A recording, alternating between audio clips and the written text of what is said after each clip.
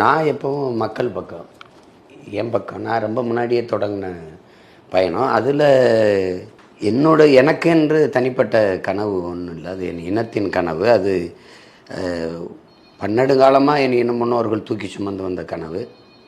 அது எங்கள் தலைவருக்கு கையளிக்கப்பட்டது அப்படிங்கிறது உலகத்துக்கே தெரியும். அப்போ அது அவர் கொண்டிருந்த கனவு. அதுக்காக போராடி உயிர் நீத்த, மொழிக்காகவும் இனத்துக்காகவும் உயிர் நீத்தல ஆயிரக்கணக்கான மாவீரர்களின் கனவு.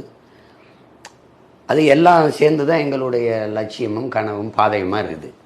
அதனால் இது நாங்களே வகுத்து கொண்ட பாதை, நாங்களே உருவாக்கிய கோட்பாடு அப்படின்னு சொல்கிறதுக்கு ஒன்றும் இல்லை. இப்போ நாங்கள் நடத்துகிற நாம் தமிழர் கட்சியை நான் தொடர்றோம். தொடங்கியவர் ஐயா ஆதித்தனார். அது உங்களுக்கு தெரியும். அவருக்கு இருந்த நோக்கமும் அந்த தேவையும் இப்போவும் இருக்குது. அதனால் நாங்கள் அதை தொடர்றோம். அதனால் அவங்க ஒரு பக்கம், நான் எப்போவும் இந்த நாட்டு மக்களின் பக்கம்.